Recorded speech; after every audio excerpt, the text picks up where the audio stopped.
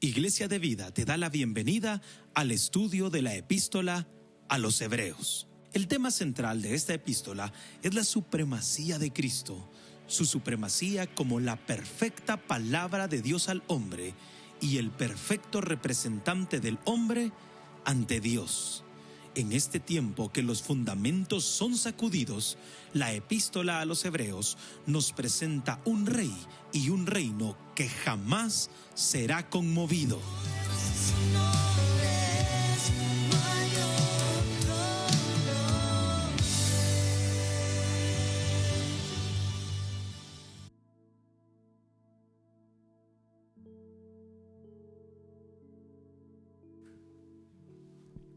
El Señor les bendiga a todos, amén. Amados hermanos, hermanas, que estamos de nuevo unidos a través de esta palabra que se va a dar hoy, de este estudio. Amén. Bienvenidos en el nombre de Jesús. Vamos a orar un momentito. Padre amado, gracias por tu amor. Gracias por todos los cuidados que tú tienes para nosotros siempre y por tener la bendición, Señor, el privilegio de estar por este medio, Señor, listos para estudiar tu palabra bendita. También queremos orar, Señor, orar por todos aquellos, Señor, que han pedido que oremos por diferentes necesidades.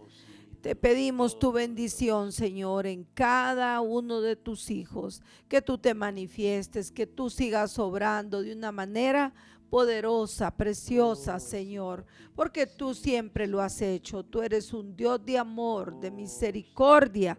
Tú has hecho, Señor, milagros en nuestras vidas y tenemos fe que tú puedes seguir obrando, Señor, en la vida de cada hijo tuyo. Queremos orar hoy por la sanidad para los hermanos, las hermanas, los niños que están enfermos, por la provisión tuya para aquellos que están buscando trabajo, que necesitan, Señor, dinero para cubrir sus necesidades, Señor.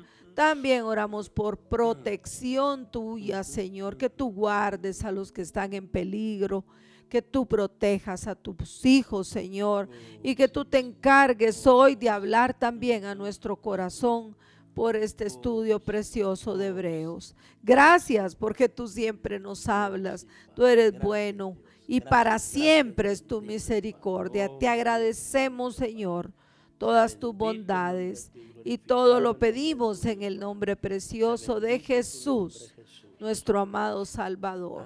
Amén. Amén. Dios les bendiga. Amén. Está apagado el...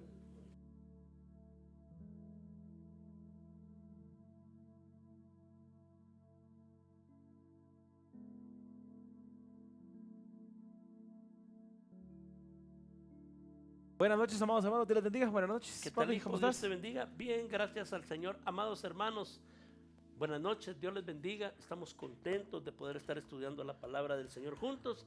Y antes de comenzar nuestro estudio, queremos recordarles. El sábado a las 5 de la tarde en la iglesia, este sábado 6 de mayo, tiempo de oración. Tiempo muy especial donde esperamos verlo a usted.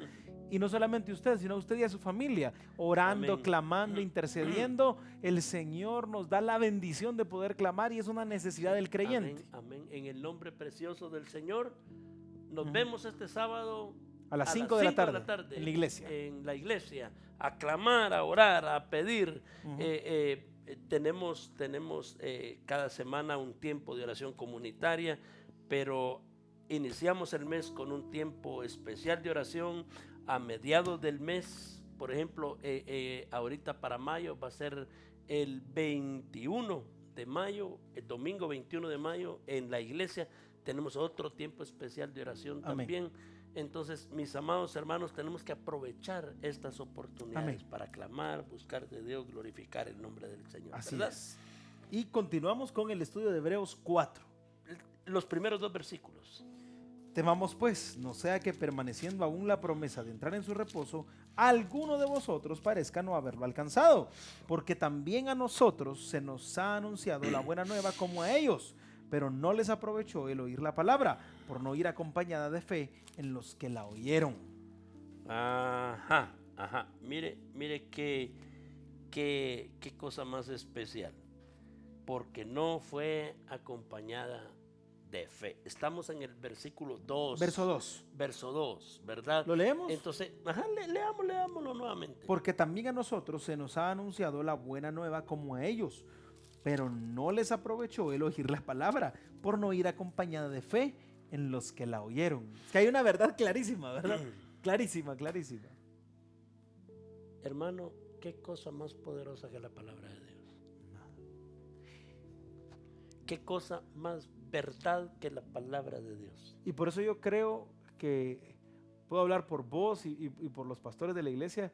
Nosotros en la iglesia tratamos de siempre predicar la palabra y de recordarle a usted y recordarnos a nosotros mismos que la única verdad absoluta y la única norma de guía y práctica de la iglesia debe ser la palabra, no otra cosa, y que nada está ni siquiera a año luz de la palabra. O sea, no hay nada cerca de la palabra de Dios.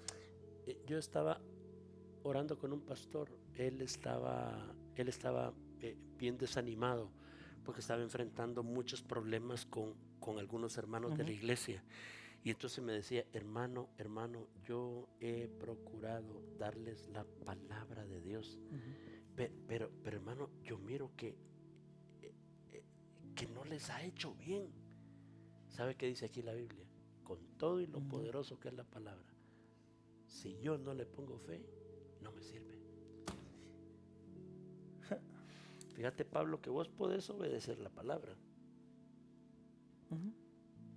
sin fe. Totalmente, por un acto moral, un acto, y esa es una cosa por miedo. Ajá, por miedo, por temor, y como lamentablemente, yo me recuerdo, yo estaba escuchando una vez un programa de radio, y mi mamá lo estaba escuchando ese ratito, y dice el que estaba hablando, era algo de deporte, dice, es que la Biblia es como el caldo de pollo, dice, no le hace mal a nadie, y es una estupidez la que el hombre está diciendo, pero es cierto, lamentablemente hay gente que piensa que la Biblia, pues es un libro como cualquier otro, que si usted lo obedece le va a ir bien, y no, hermano, esta es la palabra de Dios y debe de ser obedecida por fe, no solamente por un acto de, voy a ayunar porque estoy gordo y necesito bajar de peso. No, es por fe.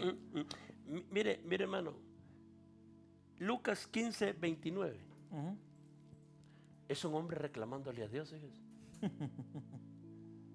Es un hombre reclamándole a Dios. Lucas 15:29. Jesús contó esta historia y la puso de un papá y un hijo, pero Jesús está hablando de Dios y de nosotros. Totalmente, ese es el Mire qué interesante. El eje central. ¿Cómo dice? Vamos. Mas él respondiendo dijo al padre, he aquí tantos años te sirvo, no habiéndote desobedecido jamás, y nunca me has dado ni un cabrito para gozarme con mis amigos. Ahora, hermano, este era malcriado. Total. Pero mentiroso no era, creo yo, fíjese. Él era bien obediente, ¿ves? El papá le decía, hace esto, pero fíjese que él vivía en una esclavitud terrible. Porque mire lo que le dice, no me has dado nunca ni un cabrito para gozarme con mis amigos. Ahora, mire lo que le dijo, mire lo que le contesta el padre. Mire lo que contesta entonces en el verso 31, le contesta el papá. Él entonces le dijo, hijo, tú siempre estás conmigo y todas mis cosas son tuyas. Pero lo que pasa es que es tan superficial tu relación conmigo. ¿Por qué? Porque no crees que sos mi hijo, porque vos no crees en mí. Es que esa es la lección de esto. ¿Quién es el hijo pródigo? Los que iban a creer en Cristo. Malcriados, pero iban a creer en Cristo. ¿Quién es el hijo mayor en la parábola? El pueblo de Israel, que recibió tanto. Que anduvo en el desierto 38 años después de aquel evento donde fueron incrédulos la primera vez y vuelven a ser incrédulos otra vez. Incrédulos. Y es que en esto que acabamos de leer en Lucas, yo sé que esto suena ya como bien trillado, pero se creía hijo este muchacho. No, es que eso es lo que está diciendo. O sea, vos no te crees hijo, ¿por qué? Porque no crees en mí, tu fe no está en mí. Entonces, hermano, aquí hay una cosa bien importante. Nosotros también tenemos que valorar, porque así como hablamos del reposo de aquellos, también nosotros. Totalmente. Porque volvamos a leer el versículo 2, mira lo que dice.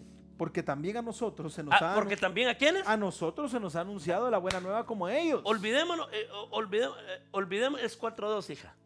Olvidémonos de Israel. Ahora vamos nosotros. Le pones la hija, ponelo. Porque también a nosotros se nos y ese nosotros incluye A Daniel, a Marlene, a la mami, a vos, a mí, todos. a todos los que somos hijos hoy. ¿Qué nos está diciendo? Que también a nosotros se nos ha anunciado la buena nueva, como a ellos, pero no les aprovechó el oír la palabra. ¿Por qué no les aprovechó oír la palabra si es la palabra? Porque no iba acompañada de fe. Ellos pudieron oír la promesa. Ellos tuvieron la oportunidad de recibir la promesa, pero ellos tenían que haber entrado a la promesa por fe. O sea que no es solamente de escuchar y decir, sí, está bien. No. Debe de haber fe. Aquí hay un paralelo, ¿a Pablo? Exactamente. El paralelo entre el pueblo de Dios en el desierto y nosotros hoy es lo suficientemente impresionante como para que el desastre que cayó sobre los que iban en el desierto sirva de advertencia hoy para nosotros. O sea, esto es tan serio, hermano. Esto de verdad que estamos viendo es tan impresionante que nos debe de hacer detenernos y decir, estamos haciendo las cosas con la fe que el mismo Señor nos regala, porque esa fe de la que está hablando aquí, Dios mismo nos la da, pero vivimos en esa fe. Hay fe.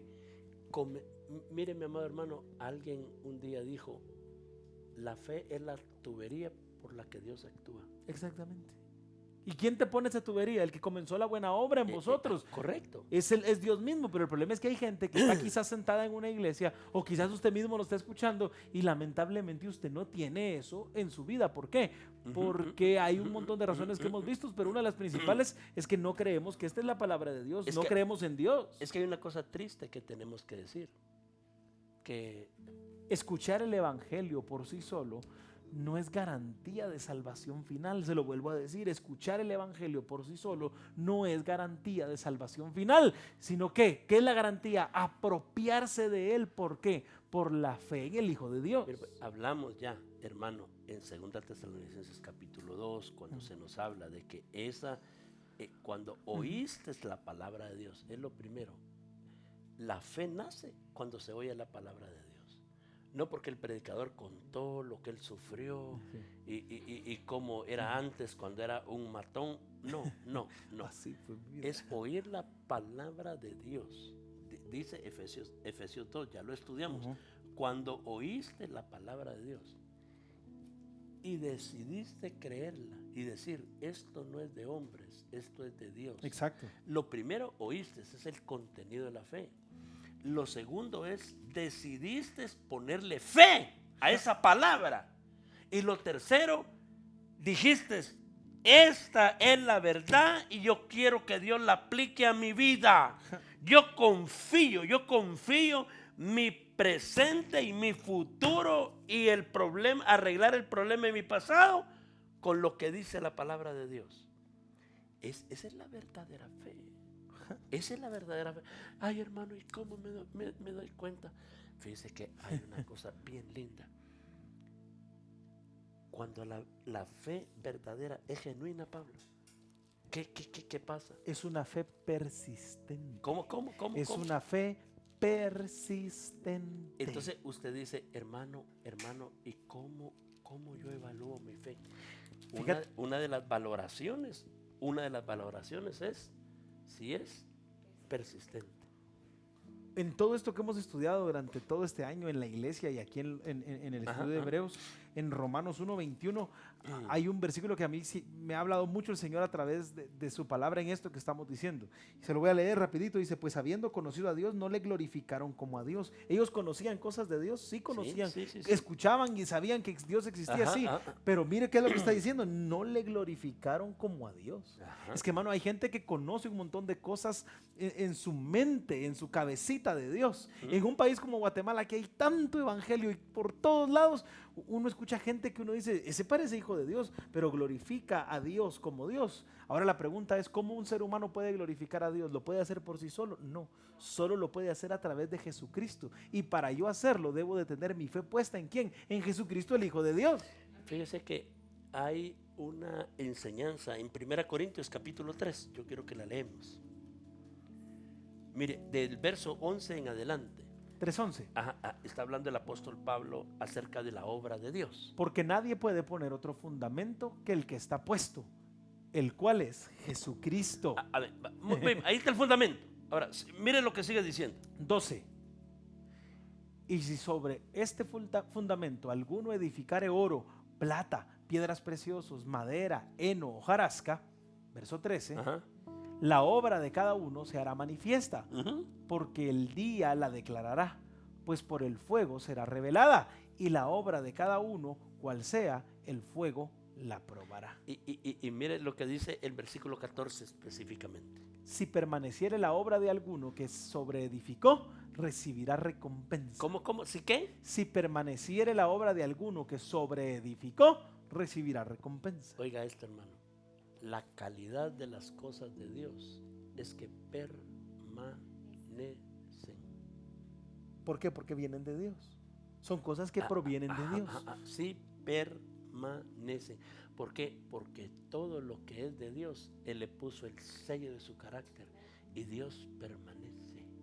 Él no cambia, es inmutable. Él nunca va a cambiar. Entonces, yo puedo gozar, disfrutar espiritualmente el entender que hay fe de Dios en mi corazón. Cuando sé que creí lo que dice la palabra. Amén. Cuando sé con toda la fe que le puse mi confianza a eso.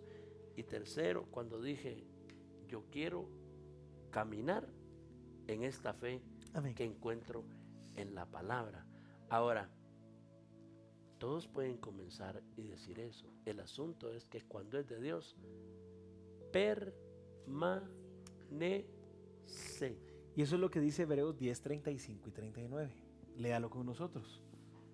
No perdáis pues vuestra confianza, que tiene grande galardón, porque os es necesaria la paciencia, para que habiendo hecho la voluntad de Dios obtengáis la promesa, porque aún un poquito, y el que ha de venir vendrá, y no tardará, mas el justo vivirá por fe, y si retrocediere, no agradará a mi alma. Ahora, si leyéramos solo hasta el 38, dirían, ya vio, hermano, ya vio, es que hay algunos que pueden retroceder. Usted está perdido, usted está equivocado. Sí, hay algunos que pueden retroceder, pero ¿sabe qué?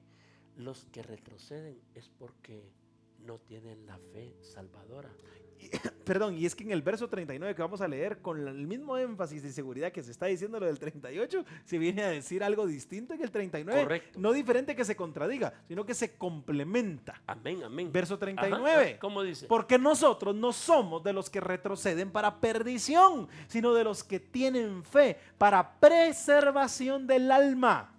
Es que lo que es de Dios tiene el sello de la Está preservado. permanencia, la preservancia. Dios cuando nos salva nos preserva para sí mismos, no para Él.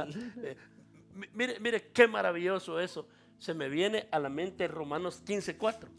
Ese es un versículo bien lindo. A mí me gusta ese versículo. Mire lo que dice ahí la palabra del Señor. Porque las cosas que se escribieron antes para nuestra enseñanza se escribieron a fin de que por la paciencia y la consolación de las Escrituras tengamos esperanza. A fin de que por la ¿qué? Paciencia y consolación De las Escrituras tengamos ¿qué? Esperanza. ¿Tengamos qué? Esperanza. Y mira, pues, volvamos a leer el versículo 36 de Hebreos 10 que acabamos de leer. Hebreos 10, 36. Porque os es necesaria la paciencia para que habiendo hecho la voluntad de Dios obtengáis la promesa. La paciencia, la consolación, da esperanza, da preservación, no perseverancia, No. preservación. Y es bien importante ese término, ¿por qué? Porque es algo que Dios hace en nosotros, no que nosotros mismos podemos conseguir. Le preguntan a uno, hermano, ¿usted dónde persevera? Hermano, yo no persevero en ningún lado. Dios persevera. Dios me preserva en su iglesia. Perseverar es una obra que recae sobre mí la responsabilidad. Preservar recae en Dios la responsabilidad de preservarme. Y fíjate que esa es la gran diferencia. el domingo estudiamos una verdad maravillosa de la palabra. Estamos hablando de que Dios nos preserva para Él mismo y no lo hace de forma arbitraria. Lo hace porque Cristo vino y vivió una vida justa y perfecta y por eso nosotros obtenemos esos beneficios de Cristo y tenemos una vida como que Cristo, como que nosotros hubiéramos vivido como Cristo, una vida sin mancha, sin pecado. ¿Por qué? Porque Dios nos ve a través de ¿quién? De su único Hijo, de Jesucristo, el justo. Entonces uno disfruta, uno se alegra, se goza espiritualmente cuando dice, qué lindo, hermano, porque mire, la he pasado duro y solo la confianza, Amén. solo la gracia de mi Padre me ha ayudado. Pero aquí vamos. Es que escuche una cosa, hermano. El que es de Dios preserva. Va a ser preservado. Y que eso es lo que dice el 39. No preserva, Nosotros- será preservado, porque eso está en modo pasivo. Eso es lo lindo del verso 39. Nosotros no somos de los que retrocedemos por pilas, porque somos buenos, porque somos gallos. No, porque Él nos preservó para Él. ¿Por qué le digo no modo, sino tendría que haber dicho en voz pasiva? Mire, pues, no es lo mismo me bañé que me bañaron. Exacto. El baño fue sobre mi cuerpo, pero uno es que lo ejecuté yo, me bañé. Eso se llama voz activa. Exactamente. Porque yo lo hice. Cuando la acción la ejecuta el sujeto, eso se llama voz activa. Pero cuando digo me bañaron, están ejerciendo siempre la acción. cayó sobre mi cuerpo el agua, pero no me la eché yo, me la echaron. Yo no puedo venir y levantar la mano, que pilas para bañarme cuando a mí me bañaron. Correcto. Entonces, perseverar es voz activa. Yo persevero, yo le echo ganas. Así es. Ahora, preservar es voz pasiva. El Señor me preserva. Así es. El Señor me preserva. Amén. Y a eso, ¿sabe cómo se le llama?